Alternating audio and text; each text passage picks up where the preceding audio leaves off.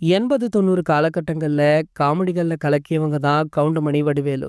இவங்க இல்லாத படங்களே இருக்க முடியாத அளவிற்கு இவங்களுடைய காமெடி கொடிகட்டி பறந்தது. இன்றளவுமே பல மீம் கிரியேட்டர்களுக்கு இவங்களுடைய டெம்ப்ளேட் பயன்படுத்தப்படுது. இந்த வகையில இப்போதுள்ள 2K கிட்ஸ் கூட இவங்களுடைய காமெடியை ரசிக்கும்படியும் சிந்திக்கும்படியுமே அமைக்கப்பட்டிருக்கும். அந்த வகையில பாத்தீங்கன்னா ஒரு சில ஆண்டுகளாகவே கவுண்டமணி, செந்தில் ஆகிய 2 பேருமே வயது முதிர்வு காரணமாக படங்கள்ல நடிப்பதை ஸ்டாப் பண்ணிட்டாங்க. ஆனா மீண்டுமே தற்போது பாத்தீங்கன்னா இருவருமே அவ்வப்போது ஒரு சில படங்கள்ல கமிட் ஆகி நடிச்சிட்டு இருக்காங்க.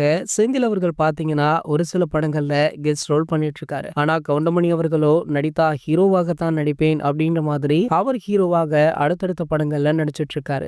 அண்மையில கூட பாத்தீங்கன்னா இவருடைய நடிப்புல ஒத்த ஓட்டு முத்தையா அப்படின்ற திரைப்படம் ரிலீஸ் ஆச்சு. படத்திற்கு பெரிய அளவிற்கு வசூல் இல்ல அப்படின்னாலுமே கவுண்டமணி அவர்கள் பல வருடம் கழித்து ஹீரோவாக நடிக்கிறார் அப்படின்றதுமே படத்திற்கு ஒரு நல்ல எதிர்பார்ப்புமே இருந்தது. அது மட்டும் இல்லாம அவருடைய ஃபேன்ஸுமே இந்த படத்தை செலிப்ரேட்டும் பண்ணாங்க. இந்த நிலையில கவுண்டமணி அவர்களுமே அடுத்தடுத்து நிறைய படங்கள்ல நடிக்க இருக்காராம். இவர் பாத்தீங்கன்னா ரீசெண்டாக பத்திரிகையாளர்களை சந்திச்சிருக்காரு. அப்போது இவரிடம் தளபதி விஜய் அவர்களுடைய தாவேக கட்சி பற்றி ஒரு சில கேள்விகளுமே கேட்கப்பட்டது. விஜய் சார் கட்சி ஆரம்பித்து கிட்டத்தட்ட 1.5 வருடம் ஆகிவிட்டது.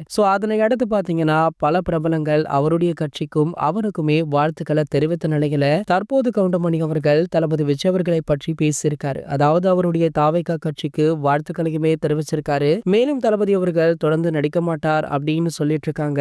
அது மட்டும் இல்லாம கமல் அவர்களுமே இப்படிதான் சொன்னார், பிறகு சினிமாவில் நடிக்க வந்து விட்டார் அப்படின்ற ஒரு விமர்சனம் இருந்திருக்கு. இதை பற்றி கவுண்டமணி அவர்களிடம் கேட்டபோது தளபதி விஜய் அவர்களுக்கு ஆதரவாக கவுண்டமணி அவர்கள் பேசியிருக்காரு. ஆகையால இவர் எதிர்காலத்துல தாவேகா கட்சியில இணைய வாய்ப்பு இருப்பதாக ஒரு பேச்சு போயிட்டு இருக்கு. இது போன்ற செய்திகளை பத்தி நீங்க உடனே தெரிஞ்சுக்க நம்மளுடைய சேனலை மறக்காம சப்ஸ்கிரைப் பண்ணிக்கோங்க.